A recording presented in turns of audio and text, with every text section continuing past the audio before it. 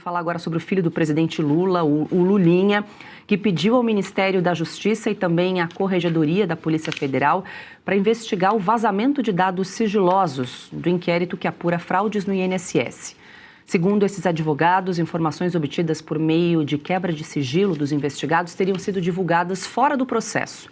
A defesa afirma que o material passou a circular de forma irregular. O pedido cita uma reportagem que afirma que a campanha de Flávio Bolsonaro avaliaria divulgar áudios de Lulinha com a empresária Roberta Luxinger. Dos advogados, o vazamento teria finalidade política. A defesa também pediu a abertura de uma apuração para identificar eventuais responsáveis pelo acesso ou compartilhamento dos dados sigilosos.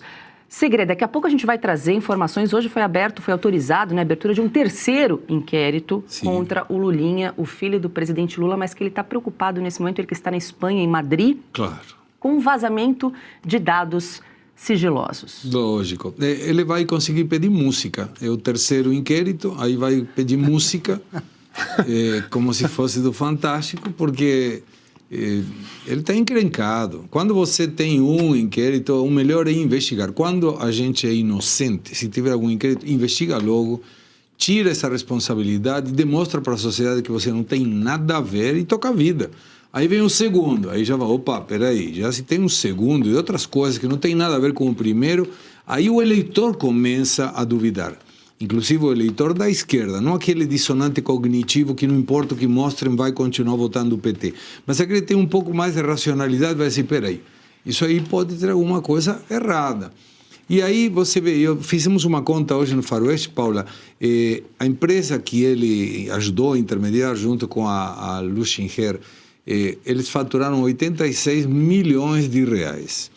Se esse valor for dividido nos 35 anos que a gente precisa para se aposentar, daria por dia uma renda de R$ 6.700.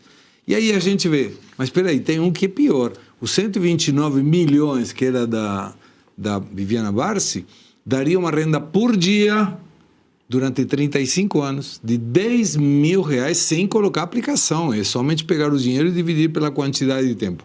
Então você vê que tem muita coisa errada, inclusive começando por um filho que sai do país bem na hora que o pai é presidente, justo um mês antes ou 2 meses antes que exploda essa investigação, a um país que ele não fala a língua para um trabalho que ele não conhece.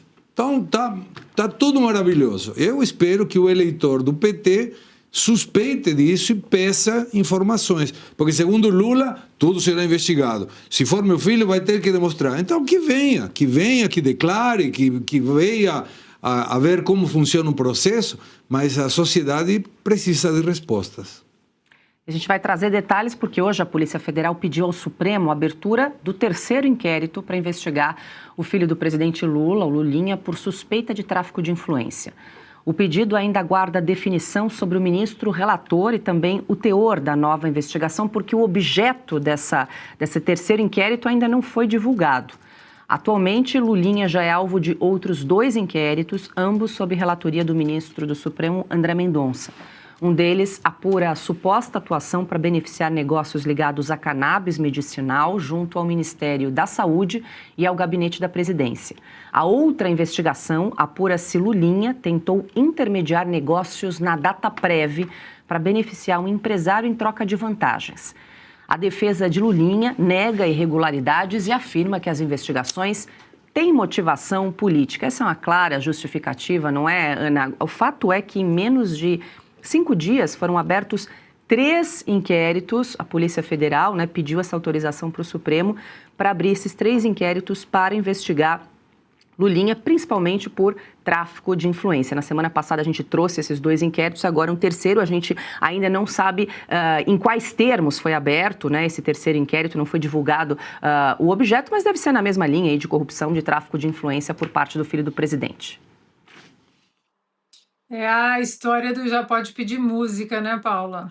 Terceiro inquérito contra Lulinha. Agora, as similaridades entre Joe Biden e Lula, bom, são inquestionáveis, né? Não sabe não sabe onde estão, não sabe o que falam, só falam bobagens. A gente não sabe também, assim como a gente não sabia aqui nos Estados Unidos durante 4 anos quem de fato estava comandando o país. No Brasil, a mesma coisa, a gente não sabe, a gente sabe que tem a mão do Lula, mas não é uma mão apenas, né? São tentáculos de um sistema muito nefasto. E as similaridades continuam quando a gente vai descendo, né? Os filhos. O Hunter Biden e o Lulinha, a mesma coisa, Paula. Tráfico de influência. Até hoje ninguém sabe, por exemplo, o que Hunter Biden faz para ser milionário. A gente não sabe do Lulinha também.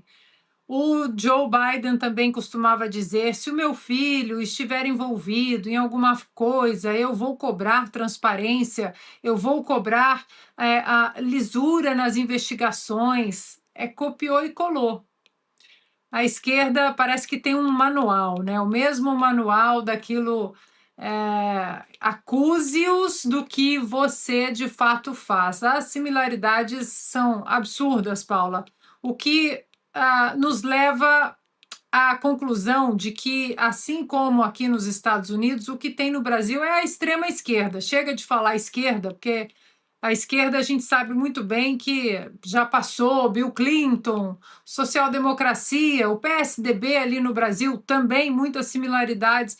Então, essa extrema esquerda que hoje tem a mão do PT, do Supremo Tribunal Federal, de ministros envolvidos, a politicagem toda. Vamos ver se isso vai dar em alguma coisa. A gente podia perguntar, Paula, já que o ministro Fachin está tão preocupado com código de ética, com a imagem do Supremo Tribunal Federal, e eles gostam de falar tanto fora dos autos, a gente podia deixar aqui a pergunta para o ministro Fachin, o que ele acha disso, do pedido da Polícia Federal ao Supremo Tribunal Federal de abertura do terceiro inquérito sobre o Lulinha, e se de fato o Supremo Tribunal Federal vai atender ao pedido da PF, já que Lulinha já pode pedir música. Terceiro inquérito. Eu quero trazer mais detalhes sobre um outro personagem dessa história, empresária, lobista e amiga do filho do rapaz, como foi identificado num dos relatórios da Polícia Federal, que também investiga a atuação do Lulinha e da Roberta Luxinger por suspeita de tráfico de influência em órgãos do governo federal. Desde o início do terceiro mandato do presidente Lula, a Roberta fez mais de 40 visitas a ministérios e outros órgãos da União. Só entre janeiro de 2023 e dezembro de 2024, a lobista fez 42 visitas a órgãos do governo federal. 41 desses encontros não foram registrados nas agendas oficiais das autoridades, como determina a lei. O gabinete do ministro do Desenvolvimento Social, Wellington Dias, foi o local mais recebido pela lobista, com 17 encontros. Ela também esteve no Palácio do Planalto, no Ministério da Justiça e também no BNDES. Segundo a Polícia Federal, Roberta Luxinger levou empresários e também Fernando Bittar, então sócio do Lulinha, a reuniões com integrantes do governo. As investigações apuram se Lulinha utilizou a influência para defender os interesses empresariais junto ao governo. Segundo o próprio governo, as reuniões não geraram desdobramentos administrativos, contratuais ou regulatórios. A defesa de Roberta Luxinger diz que ela representa os clientes de forma regular em órgãos públicos. Já a defesa de Lulinha afirma que ele não recebeu qualquer pagamento por negócios de empresas com o governo. Diga, Augusto. Olha, eu gosto muito da qualificação que eles encontram aí, né? A imprensa estatizada. Amiga. Vocês têm amiga assim ou não? Não. Não. E se fosse amiga de vocês e vocês fossem filhos do presidente, vocês iam abrir as portas e não iam cobrar nada? Não, claro. Que história bem contada, né? Sim. Que coisa maravilhosa. Olha aqui, eu sou do tempo em que eu vejo como o tempo passa, né? Eu sou do tempo em que nas reuniões de pauta da Veja, por exemplo, a gente ficava brincando com a capa dos nossos sonhos, né? Como ganhar $1 milhão. A gente daria lá. Como ganhar $1 milhão? Claro que esgotar a edição, pode tirar 1 milhão de exemplares, 2 milhões. Quem é que não vai querer saber o que fazer? Isso pensávamos naquela época. Para ganhar $1 milhão. $1 milhão hoje já não é nada no mundo da corrupção. Só o ministro levou 129 milhões. Então, seja advogado, vá para o Supremo e fique amigo de um malandro. Hoje é fácil escrever essa capa para ganhar muito mais. E eles, a imprensa, também sou de uma época em que a imprensa se interessava por todos os filhos dos presidentes. Claro.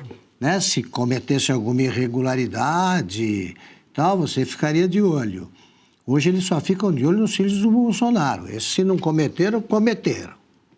Eles partem da premissa de que são culpados. Fizeram alguma e depois vão investigar. Agora ninguém, nunca vi uma capa. Não me lembro de ter lido alguma capa de revista em manchete de jornal sobre o Lulinha. Sobre o Lulinha, eles partem da premissa de que o pai criou com todo carinho e transferiu os valores morais que ele cultiva para os filhos desde o berço. Nunca vi uma reportagem sobre o Lulinha. Nós vamos fazer. E mais de uma.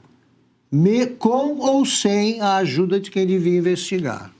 O Piotr, e olha que curioso, o governo alega que as reuniões não geraram desdobramentos contratuais, por exemplo. Só para trazer uma apuração aqui do Estadão, que foi publicada hoje, uma das visitas da Roberta Luxinger ocorreu no dia 30 de março de 2023. 5 dias depois, ela fez uma visita ao Ministério do Desenvolvimento Social. 5 dias depois, o cliente dela firmou um contrato de 31 milhões de reais. Coincidência. Grande coincidência para a solução, olha só, serviços de solução para a sustentação do ambiente analítico de dados. Não, e olha a sede, né? Você falou 30 de março de 2023, primeiro ano desse terceiro mandato do Lula. Estavam ávidos por voltar lá. Agora, a gente citou o Fernando Bittar. O Fernando Bittar era o dono do sítio de Atibaia.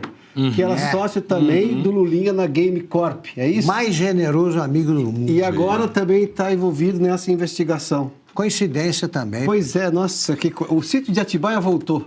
Os pedalinhos, essas coisas. Incrível, né? É uma maçaroca só, né? É uma maçaroca só. Nós estamos vendo aí, é óbvio que isso precisa de explicação. E muito provavelmente devolução de dinheiro ao erário, seja ao governo, ao Estado brasileiro, porque nós estamos vendo aí muita coisa que tudo indica vai terminar com uma condenação se a justiça tiver a liberdade e o tempo de fazer. Agora são 13 inquéritos, só uma observação. Os 2 primeiros inquéritos, apesar da tentativa de tirar um do ministro André Mendonça, o segundo estão na mão do ministro André Mendonça, por óbvio, ele é quem está investigando os casos do INSS e tudo relacionado ao Lulinha.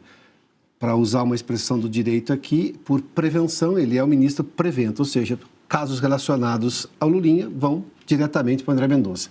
Neste caso, a Polícia Federal pediu na semana passada e ainda não foi sorteado um relator. Com a volta do ministro Fachin, muito provavelmente ele vai dizer, não tem que fazer sorteio algum, já tem um ministro que está cuidando do caso. Diferentemente de toda aquela operação, aquela tentativa de tirar do André Mendonça a relatoria deste caso, ou que ele analisasse esse caso, um novo pedido da Polícia Federal para o inquérito.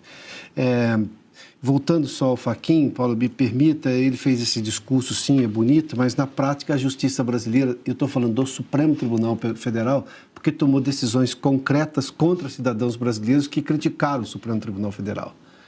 Ou que criticaram as urnas eletrônicas, mesmo que sejam críticas as mais duras e severas, isso não é motivo de prisão de ninguém numa democracia.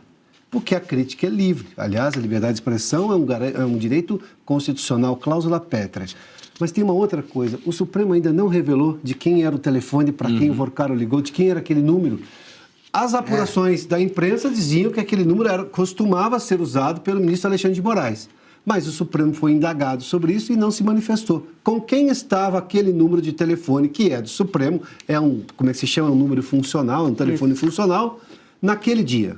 O Supremo até agora não respondeu. E convenhamos, empresa que não sabe com qual funcionário está determinado o número que é dela, não dá, né? Então, por que o Supremo não responde? Começamos o Código de Ética por aí. informações e transparência. Tudo claro. Como diz a lei brasileira, que óbvio que o Supremo e a presidência do Supremo conhecem muito bem. E se você pudesse ter acesso aos bastidores do Sem Filtro e conversar direto com os comentaristas e âncoras da Oeste? Agora, isso é possível com o Clube de Membros do nosso canal no YouTube. O clube foi criado para quem quer dar um passo além e fazer parte de uma comunidade exclusiva. São 3 níveis de assinatura, pensados para aproximar você da nossa equipe. No plano apoiador, você ganha destaque no chat, figurinhas personalizadas e acesso a publicações exclusivas na comunidade do canal. Quer estar ainda mais perto da Oeste? Nos níveis Engajado e VIP, nós liberamos acesso às lives fechadas com nossos apresentadores e comentaristas, nas modalidades mensal ou semanal. Você também participa de sorteios de livros e produtos da Oeste, além de acesso antecipado a vídeos e a uma visão direta dos bastidores do programa Oeste Sem Filtro. Faça parte do nosso clube de membros e tenha acesso a lives exclusivas comigo e com todo o time da Oeste. Se você acredita na importância de um jornalismo livre, independente e comprometido com os fatos, clique agora no botão Seja Membro e conheça todos os detalhes e vantagens de cada plano.